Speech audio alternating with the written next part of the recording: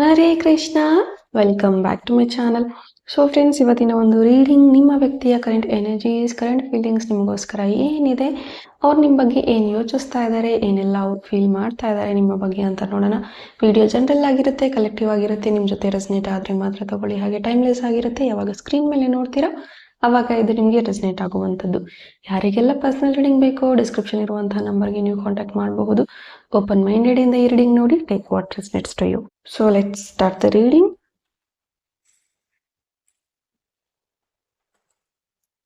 ಈ ಒಂದು ಫ್ಲೇಮ್ನ ನೋಡ್ತಾ ನಿಮ್ಮ ವ್ಯಕ್ತಿ ಹೆಸರನ್ನ 3 ಬಾರಿ ತಗೊಳ್ಳಿ, ಸೊ ದಟ್ ನೀವು ಆ ಒಂದು ಎನರ್ಜೀಸ್ಗೆ ಕನೆಕ್ಟ್ ಆಗ್ತೀರಾ.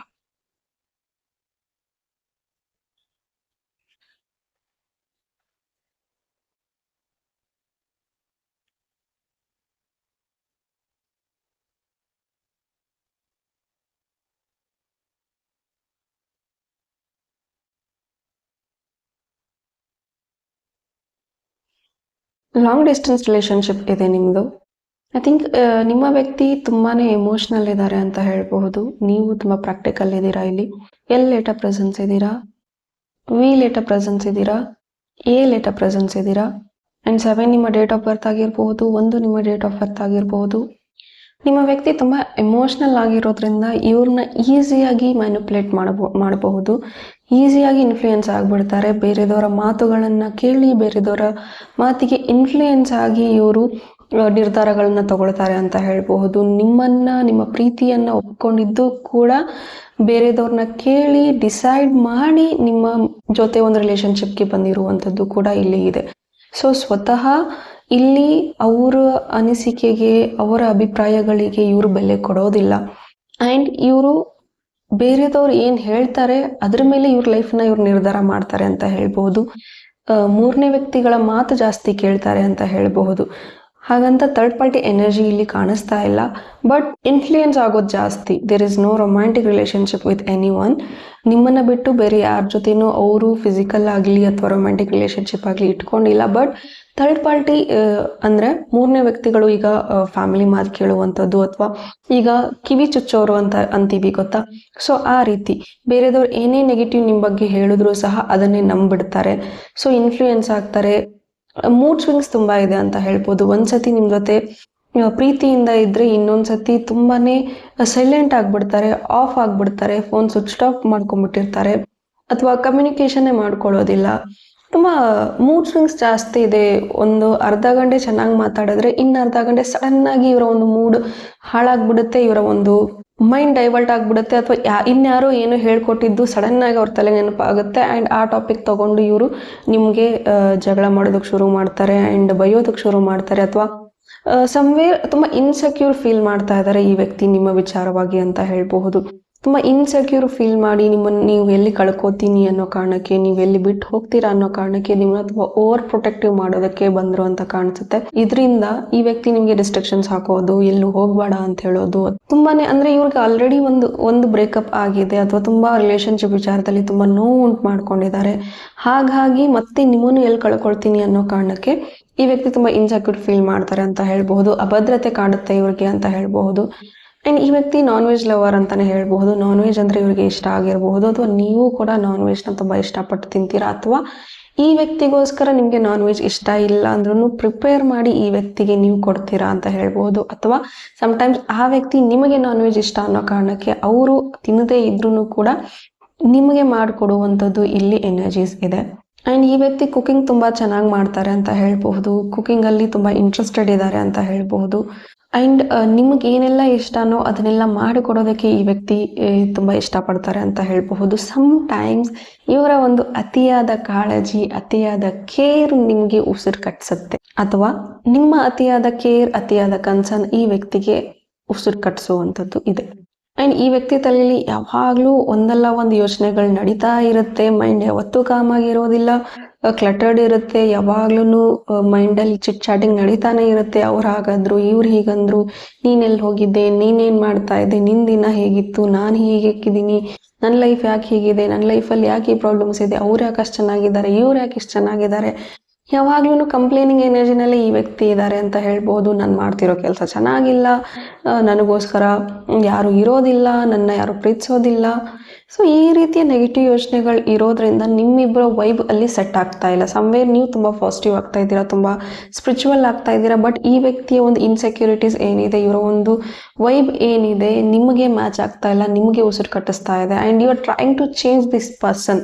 ನೀವೆಲ್ಲ ರೀತಿಯಲ್ಲೂ ಸ್ಪಿರಿಚುವಾಲಿಟಿ ಬಗ್ಗೆ ಹೇಳ್ತಾ ಇದ್ದೀರಾ, ಲಾ ಆಫ್ ಅಟ್ರಾಕ್ಷನ್ ಬಗ್ಗೆ ಹೇಳ್ತಾ ಇದ್ದೀರಾ, ಆ್ಯಂಡ್ ಗ್ರೋತ್ ಬಗ್ಗೆ ಹೇಳ್ತಾ ಇದ್ದೀರಾ, ಆ್ಯಂಡ್ ಇನ್ನೂ ಕೆಲವರಲ್ಲಿ ಕೃಷ್ಣ ಭಕ್ತರು ಇರಬಹುದು, ಕೃಷ್ಣನ ಬಗ್ಗೆ ಹೇಳ್ತಾ ಇದ್ದೀರಾ, ಭಗವದ್ಗೀತೆ ಓದು ಅಂತಿದ್ದೀರಾ. ಬಟ್ ಈ ವ್ಯಕ್ತಿ ಯಾವುದೇ ರೀತಿಯಲ್ಲೂ ಇರೋ ಒಂದು ಮೈಂಡ್ ಸೆಟ್ಟಲ್ಲಾಗಲಿ, ಇರೋ ಒಂದು ಬಿಹೇವಿಯರಲ್ಲಾಗಲಿ ಏನೂ ಚೇಂಜ್ ಆಗೋದಿಲ್ಲ. ಆ್ಯಂಡ್ ನೀವು ಏನೇ ಹೇಳಿದ್ರು, ಏನೇ ಮಾತಾಡಿದ್ರು ಇವ್ರು ತುಂಬ ಚೆನ್ನಾಗಿ ಕೇಳಿಸ್ಕೊಳ್ತಾರೆ, ನಿಮ್ಮ ಮಾತು ಕೇಳಿಸ್ಕೊಳ್ಳೋದಿಲ್ಲ ಅಂತಲ್ಲ, ಗುಡ್ ಲಿಸ್ನರ್. ಬಟ್ ಮತ್ತು ನೀವೇನು ಹೇಳ್ತೀರಾ, ದಟ್ ನನಗೆ ಈ ರೀತಿಯ ಒಂದು ಬಿಹೇವಿಯರ್ ನಂಗೆ ಇಷ್ಟ ಆಗ್ತಾ ಇಲ್ಲ, ಯು ಹ್ಯಾವ್ ಟು ಚೇಂಜ್ ಅಂತ ನೀವು ಹೇಳ್ತೀರಾ. ಬಟ್ ಈ ವ್ಯಕ್ತಿ ಸೇಮ್ ಅದೇ ರಿಪೀಟೆಡ್ ಥಿಂಗ್ಸ್ನೇ ಮಾಡ್ತಾ ಇದ್ದಾರೆ ಅಂತ ಹೇಳಬಹುದು. ಒಂದು ಸೈಡ್ ಎಫರ್ಟ್ ಕಾಣಿಸ್ತಾ ಇದೆ, ನೀವು ನಿಮ್ಮ ಕಡೆಯಿಂದ ಗುಡ್ ಮಾರ್ನಿಂಗ್ ಮೆಸೇಜ್ ಹೋದಾಗಲೇ ಈ ವ್ಯಕ್ತಿ ಕಡೆಯಿಂದ ರಿಪ್ಲೈ ಬರುತ್ತೆ ಅಂತ ಹೇಳ್ಬಹುದು. ನೀವೇನಾದರೂ ಒಂದಿನ 2 ದಿನ ಏನು ಮಾತಾಡಲಿಲ್ಲ ಅಂದರೆ ಆ ಕಡೆಯಿಂದ ಒಂದು ಕಾಲು ಬರೋದಿಲ್ಲ. ಸೊ ಒನ್ ಸೈಡೆಡ್ ಎಫರ್ಟ್ ಇದೆ ಅಂತ ಹೇಳಬಹುದು. ಸೊ ನೀವು ತುಂಬ ಎಫರ್ಟ್ ಹಾಕ್ತಿದ್ದೀರಾ ಈ ಪ್ರೀತಿನ ಉಳಿಸ್ಕೊಳ್ಳೋದಕ್ಕೆ. ಈ ಒಂದು ವ್ಯಕ್ತಿಯಲ್ಲಿ ತುಂಬಾ ಲೋಪಗಳು ಇದ್ರೂ ಸಹ, ತುಂಬಾ ಇನ್ಸೆಕ್ಯೂರಿಟೀಸ್ ಇದ್ರೂ ಕೂಡ ಓಕೆ ಇಟ್ಸ್ ಓಕೆ, ನಾನು ಪ್ರೀತಿ ಮಾಡಿದ್ದೀನಿ, ಸೊ ಲೆಟ್ಸ್ ಚೇಂಜ್ ಅನ್ನೋ ಥರ ನೀವು ಇದ್ದೀರಾ. ಗೈಸ್ ರಿಮೆಂಬರ್, ಯಾವತ್ತೂ ಯಾವ ವ್ಯಕ್ತಿನೂ ನಾವು ಚೇಂಜ್ ಮಾಡೋದಕ್ಕಾಗೋದಿಲ್ಲ. ನಿಮ್ಮನ್ನು ನೀವು ಕಳ್ಕೊಳ್ಳೋ ಅಷ್ಟು ಒಂದು ವ್ಯಕ್ತಿ ಬದುಕಿಗೆ ನೀವು ಅವಲಂಬನೆ ಆಗಬೇಡಿ. ಅಲ್ಲಿ ನಿಮ್ಮನ್ನು ನೀವು ಮರೆಯೋ ಅಷ್ಟರ ಮಟ್ಟಿಗೆ ಆ ವ್ಯಕ್ತಿ ಬದುಕಿಗೆ ನೀವು ಪ್ರಯಾರಿಟೈಸ್ ಕೊಡಬೇಡಿ. ನಿಮ್ಮ ಲೈಫ್ನು ಕೂಡ ಒಂದು ಪ್ರಯಾರಿಟೈಸ್ ಮಾಡಿ. ಆ್ಯಂಡ್ ನೀವು ಇಲ್ಲದೆ ಇರೋ ಪ್ರಾಬ್ಲಮ್ಗೆ ನೀವು ಸಿಕ್ಕಾಕೊಳ್ತಾ ಇದ್ದೀರಾ ಅಂತ ಹೇಳ್ಬಹುದು. ಈ ವ್ಯಕ್ತಿ ನಿಮ್ಮ ಲೈಫಿಗೆ ಬಂದಾಗಿಂದ ಈ ವ್ಯಕ್ತಿಯ ಪ್ರಾಬ್ಲಮ್ಗಳನ್ನ ಸಾಲ್ವ್ ಮಾಡೋದ್ರಲ್ಲಿ ನಿಮ್ಮ ಲೈಫ್ ಪೂರ್ತಿ ಕಳೀತಾ ಇದ್ದೀರಾ ಅಂತ ಹೇಳಬಹುದು. ಮೈಟ್ ಬಿ ಈ ವ್ಯಕ್ತಿ ಜೊತೆ ನೀವು ರಿಲೇಶನ್ಶಿಪ್ ಬರೋಕ್ಕೂ ಮುಂಚೆ you are like chilled person ಇದ್ರಿ, ಯಾರ ಬಗ್ಗೆನೂ ತಲೆಗೆಡಿಸ್ಕೊಳ್ತಾ ಇರಲಿಲ್ಲ, ಡಿಪ್ರೆಷನ್ ಅನ್ನೋದು ನಿಮಗೆ ಗೊತ್ತೇ ಇರಲಿಲ್ಲ, ಆಂಗ್ಸೈಟಿ ಅಂದರೆ ಏನು ಅಂತಲೂ ಅರ್ಥ ಗೊತ್ತಿರಲಿಲ್ಲ. ಬಟ್ ಸಮ್ವೇರ್ ಈ ವ್ಯಕ್ತಿ ನಿಮ್ಮ ಲೈಫಿಗೆ ಬಂದ ಮೇಲೆ ಅದೆಲ್ಲವೂ ನಿಮಗೆ ಸ್ಟಾರ್ಟ್ ಆಗಿದೆ ಅಂತ ಹೇಳ್ಬೋದು. ಇವರ ಒಂದು ಮಾನಸಿಕ ಸ್ಥಿತಿನ ನಿಮಗೆ ಹ್ಯಾಂಡಲ್ ಮಾಡೋಕ್ಕಾಗ್ತಾ ಇಲ್ಲ, ಇವರನ್ನು ಚೇಂಜ್ ಮಾಡೋ ಬರದಲ್ಲಿ ನಿಮ್ಮನ್ನೇ ನೀವು ಕಳ್ಕೊಳ್ತಾ ಇದ್ದೀರಾ. ಸೊ ಅದ್ರ ಬಗ್ಗೆ ಸ್ವಲ್ಪ ಅರಿವಿಟ್ಕೊಳ್ಳಿ and boundaries, set boundaries and learn to say no. ಎಲ್ಲ ಟೈಮಲ್ಲೂ ಎಲ್ಲರ ಪ್ರಾಬ್ಲಮ್ಗಳನ್ನು ಓವರ್ ಬರ್ಡನ್ ಆಗಿ ನಾವು ತೊಗೊಂಡು ಸಾಲ್ವ್ ಮಾಡೋಕೆ ಆಗೋದಿಲ್ಲ. ಎಲ್ಲವನ್ನು ನೀವು ಸ್ಪೂನ್ ಫೀಡಿಂಗ್ ಮಾಡಿದ್ರೆ, ಎಲ್ಲವನ್ನು ನೀವು ಹೇಳ್ಕೊಟ್ಟು ಸಾಲ್ವ್ ಮಾಡಿಸ್ಕೊಟ್ರೆ ಅವ್ರೇನು ಕಲಿತಾರೆ? ಅವರ ಒಂದು ಸೋಲ್ ಪರ್ಪಸ್, ಅವರ ಒಂದು ಸೋಲ್ ಜರ್ನಿ ಅರ್ಥ ಆಗೋದು ಅವ್ರಿಗಾದ್ರೂ ಹೇಗೆ? ಕೆಲವೊಂದು ಸತಿ ಆ ಕರ್ಮಗಳನ್ನು ಅವ್ರು ಅನುಭವಿಸಿ ಅದರಿಂದ ಆ ಪ್ರಾಬ್ಲಮ್ಗಳಲ್ಲಿ ಬಿದ್ದು ಎದ್ದು ಅದರಿಂದ ಹೊರಗೆ ಬಂದಾಗಲೇ ಅವ್ರು ಪಾಠ ಕಲಿತಾರೆ. ಅದು ಬಿಟ್ಟು ನೀವೇ ಎಲ್ಲವನ್ನು ಮಾಡೋದಕ್ಕೆ ಹೋಗ್ಬಿಟ್ರೆ, ನಿಮ್ಮ ಸೋಲ್ ಪರ್ಪಸ್ ಏನು ಅಂತ ಕಂಪ್ಲೀಟಾಗಿ ನೀವು ಮರ್ತ್ಬಿಟ್ರೆ, ಕಂಪ್ಲೀಟ್ ಬರೀ ಈ ಪರ್ಸನ್ನೇ ನಿಮ್ಮ ಲೈಫ್ ಹೋಲ್ ಆ್ಯಂಡ್ ಸೋಲ್ ಅಂತ ನೀವು ನಿಂತ್ಕೊಂಡ್ಬಿಟ್ರೆ, ಈ ಒಂದು ಜನ್ಮಕ್ಕೆ, ಈ ಒಂದು ಮನುಷ್ಯ ಜನ್ಮ ತಗೊಂಡಿರುವಂಥ ಪರ್ಪಸ್ ಏನಿದೆ ಅದನ್ನು ನಾವು ಮರ್ತೋಗ್ಬಿಟ್ರೆ ಮತ್ತೆ ಇದೇ ಕರ್ಮಸ್ ಮತ್ತೆ ನೆಕ್ಸ್ಟ್ ಜನ್ಮಕ್ಕೂ ರಿಪೀಟ್ ಆಗುತ್ತೆ. ಸೊ ಪ್ರೀತಿ ಮಾಡೋದು ಬೇಡ ಅಂತಲ್ಲ, ಪ್ರೀತಿ ಒಂದು ಪಾರ್ಟ್ ಆಫ್ ಲೈಫ್ ಆಗಬೇಕು. ಬಟ್ ಲೈಫೇ ಇಡೀ ಬದುಕೆ ಪ್ರೀತಿ ಆಗಬಾರ್ದು. ಸೊ ಅದನ್ನು ಅರ್ಥ ಮಾಡ್ಕೊಳ್ಳಿ ಆ್ಯಂಡ್ ನಿಮ್ಮನ್ನು ನೀವು ಕಟ್ ಹಾಕೊಳ್ಳೋದಕ್ಕೆ ಹೋಗಬೇಡಿ. ಈ ವ್ಯಕ್ತಿ ಎಮೋಷ್ನಲ್ಲಿ ಮಾತಾಡೋದ್ರಿಂದ ಅವರ ಒಂದು ಭಾವನೆಗಳಲ್ಲಿ ನಿಮ್ಮನ್ನು ತುಂಬ ಕಟ್ ಹಾಕೊಂಡ್ಬಿಟ್ಟಿದ್ರೆ, I know you are a very practical person, but still ಈ ವ್ಯಕ್ತಿ ತುಂಬ ಮ್ಯಾನಿಪುಲೇಟ್ ಕೂಡ ಮಾಡ್ತಾರೆ. ಇವರನ್ನ ಬೇರೆದವ್ರು ಮ್ಯಾನಿಪುಲೇಟ್ ಮಾಡಿದ್ರೆ ನಿಮ್ಮನ್ನ ಈ ವ್ಯಕ್ತಿ ತುಂಬ ಮ್ಯಾನಿಪುಲೇಟ್ ಮಾಡ್ತಾರೆ ಅಂತ ಹೇಳ್ಬಹುದು. ಪ್ರೀತಿಯಲ್ಲಿ ಸ್ಟಾರ್ಟಿಂಗ್ ರಿಲೇಶನ್ಶಿಪ್ ಅಲ್ಲಿ ಬಂದಾಗ ಕಂಪ್ಲೀಟ್ ಈ ವ್ಯಕ್ತಿ ಜೊತೆ ಇದ್ರೆ ಎಲ್ಲವನ್ನು ಮರಿತಿದ್ರಿ.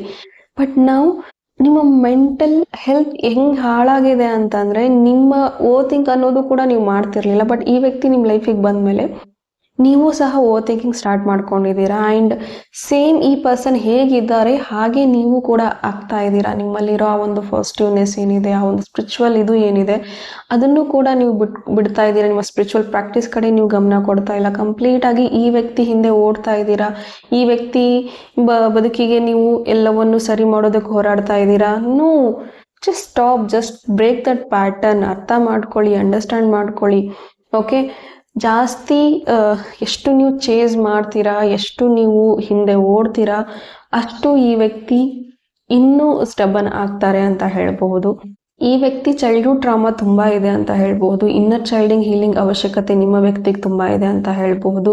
ಪಾಸ್ಟ್ ಟ್ರಾಮಾಸ್ ತುಂಬ ಇರೋದ್ರಿಂದ ಆ್ಯಂಡ್ ಪಾಸ್ಟ್ ಕರ್ಮಗಳು ಇರೋದ್ರಿಂದ ಈ ವ್ಯಕ್ತಿ ಈ ಒಂದು ಲೈಫ್ ಟೈಮಲ್ಲಿ ಈ ರೀತಿ ಇದ್ದಾರೆ ಅಂತ ಹೇಳಬಹುದು. ಆ್ಯಂಡ್ ಇವ್ರ ಸೆಲ್ಫ್ ಹೆಲ್ಪ್ನ ಮಾಡ್ಕೊಳ್ಳೋಕೆ ರೆಡಿ ಇಲ್ಲ. ಇವ್ರಿಗೆ ಯಾವಾಗ್ಲೂ ಸ್ಪೂನ್ ಫೀಡಿಂಗೇ ಮಾಡಬೇಕು, ಯಾವಾಗ್ಲೂ ಹೇಳ್ಕೊಟ್ಟು ಕೆಲಸ ಮಾಡಿಸ್ಬೇಕು. ಲೈಕ್ ನೀವು ಹುಡುಗ ಆಗಲಿ ಹುಡುಗಿ ಆಗಲಿ ಯಾರೇ ನೋಡ್ತಾ ಇರಿ, you become a mother to this person. Here ಈ ಪರ್ಸನ್ಗೆ ಒಂದು ಮದರ್ ಥರ ಟ್ರೀಟ್ ಮಾಡುವಂಥ ವ್ಯಕ್ತಿ ನೀವು ಸಿಕ್ಕಿದ್ದೀರಾ ಅಂತ ಹೇಳಬಹುದು. ಸೊ ಈ ರೀತಿ ಸಿಚುವೇಶನಲ್ಲಿ ನೀವೇನಾದರೂ ಇದ್ದರೆ, ರೀಸೆಂಟಾಗಿ ಒಂದು ಮೂವಿ ಬಂದಿದೆ ದ ಗರ್ಲ್ ಫ್ರೆಂಡ್ ಅಂತ, ತೆಲುಗು ಕನ್ನಡದಲ್ಲೂ ಡಬ್ ಮಾಡಿದ್ದಾರೆ. ಇನ್ನು ಯಾರು ಆ ಫಿಲಮ್ ನೋಡಿಲ್ಲ, ಸೊ ಅದನ್ನು ನೋಡಿ. ಡೆಫಿನೆಟ್ಲಿ ಅಲ್ಲಿ ನಿಮಗೆ ಒಂದು ಮೆಸೇಜ್ ನಿಮಗೆ ಕಾಣುತ್ತೆ, ಹೇಗೆ ಸೆಲ್ಫ್ ಇದರಲ್ಲಿ ಹೋಗಬೇಕು ಅನ್ನೋದು ಆ ಮೂವಿ ನಿಮಗೆ ಒಳ್ಳೆ ಮೆಸೇಜ್ ಕೊಡುತ್ತೆ. ಬಿಕಾಸ್ ಅದೇ ರೀತಿ ಒಂದು ಸಿಚುವೇಶನ್ ಇಲ್ಲೂ ನನಗೆ ಕಾಣಿಸ್ತಾ ಇದೆ ಅಂತ ಹೇಳ್ಬೋದು. ಬಿಕಾಸ್ ಈ ರಿಲೇಶನ್ಶಿಪ್ಪಲ್ಲಿ ನೀವು ಅವ್ರ ಹಿಂದೆ ಹೋಗಿ ಹೋಗಿ ಹೋಗಿ ಯುವರ್ ಶ್ರಿಂಕಿಂಗ್. ಅಲ್ಲಿ ನಿಮ್ಮ ಒಂದು ಪ್ರೀತಿ ಏನಿದೆ ಕಂಪ್ಲೀಟ್ ನಿಮ್ಮನ್ನು ನೀವು ಮರೆಯೋ ಅಷ್ಟರ ಮಟ್ಟಿಗೆ ಈ ವ್ಯಕ್ತಿನ ನೀವು ಸ್ಟ್ರಿಂಕ್ ಮಾಡ್ಕೊಂಡಿದ್ದೀರಾ, ಅಥವಾ ಈ ವ್ಯಕ್ತಿ ನಿಮ್ಮ ಲೈಫಲ್ಲಿ ಅಷ್ಟು ಗ್ರೋತ್ ಅನ್ನೋದನ್ನ ತಂದು ಕೊಡ್ತಾ ಇಲ್ಲ, ಬದಲಾಗಿ ಟೆನ್ಷನ್ ಕೊಡ್ತಾ ಇದ್ದಾರೆ, ಪ್ಯಾನಿಕ್ ಅಟ್ಯಾಕ್ಸ್ ಮಾಡ್ಕೊಡ್ತಾ ಇದ್ದಾರೆ, ಆ್ಯಂಡ್ ನಿಮ್ಮ ಮೆಂಟಲ್ ಹೆಲ್ತ್ ತುಂಬ ಹಾಳು ಮಾಡ್ತಾ ಇದ್ದಾರೆ ಅಂತಂದರೆ, no, this is not worth for you guys. Understand. ನಾನಿಲ್ಲಿ ನಿಮಗೆ ಮೂವ್ ಆನ್ ಆಗು ಅಂತಲೂ ಹೇಳ್ತಾ ಇಲ್ಲ, ಅಥವಾ ಕಂಟಿನ್ಯೂ ಮಾಡಿ ಅಂತಲೂ ಹೇಳಲ್ಲ. ಅಟ್ ದ ಎಂಡ್ ಅದು ನಿಮ್ಮ ಡಿಸಿಷನ್. ಓಕೆ, ಬಟ್ ಇಲ್ಲಿ ಏನು ಕಾಣಿಸ್ತಾ ಇದೆ, ಇಲ್ಲಿ ಏನು ಎನರ್ಜೀಸ್ ಬರ್ತಾ ಇದೆ, ನಾವು ಅದನ್ನು ಹೇಳಲೇಬೇಕಾಗತ್ತೆ. ನಾನು ಅದನ್ನು ಹೇಳ್ತೀನಿ. ಓಕೆ, ಬಟ್ ಜಸ್ಟ್ ನಿಮ್ಮನ್ನು ನೀವು ಒಂದ್ಸತಿ ಕೇಳ್ಕೊಳ್ಳಿ, ಈ ಥರದ ಲೈಫ್ ನಾನು ಬದುಕಬೇಕಾ, ನಾನು ಈ ಥರದ ಲೈಫಿಗೆ ನಾನು ಡಿಸರ್ವ್ ಇದೀನಾ, ನನ್ನ ಮೆಂಟಲ್ ಹೆಲ್ತ್ನ ಹಾಳು ಮಾಡಿಕೊಂಡು ಬದುಕುವಷ್ಟರ ಮಟ್ಟಿಗೆ ನನಗೆ ಈ ಒಂದು ಲೈಫ್ ಬೇಕಾ ಅನ್ನೋದ್ರ ಬಗ್ಗೆ ಸ್ವಲ್ಪ ಯೋಚನೆ ಮಾಡಿ ನೀವು ಸಹ. ಬಟ್ ಏನೇ ಮಾಡಿದ್ರು ಈ ವ್ಯಕ್ತಿ ಖಂಡಿತ ಚೇಂಜ್ ಆಗೋದಿಲ್ಲ. ಬಿಕಾಸ್ ಇವರ ಒಂದು ಬೆಳೆದು ಬಂದ ವಾತಾವರಣ ಆಗಿದೆ, ಇವರ ಒಂದು ಚೈಲ್ಡ್ಹುಡ್ ಇಂದಾನು ಇವರು ನೋಡ್ಕೊಂಡ್ ಬಂದಿರೋದು ಅದೇ ರೀತಿ ಇದೆ, ಅದೇ ತರಾನೇ ಇದೆ. ಯಾವಾಗ್ಲೂ ಇನ್ನೊಬ್ಬರ ಕೈಯಲ್ಲೇ ಇರಬೇಕು, ಯಾವಾಗ್ಲೂ ಇವ್ರಿಗೆ ಒಬ್ಬರ ಹೆಲ್ಪ್ ಬೇಕೇ ಬೇಕು ಅಂತ ಚಿಕ್ಕ ವಯಸ್ಸಿಂದಾನು ಇವ್ರಿಗೆ ಇವರ ಒಂದು ಪೇರೆಂಟಿಂಗ್ ಕೂಡ ಹಾಗೇ ಆಗಿದೆ.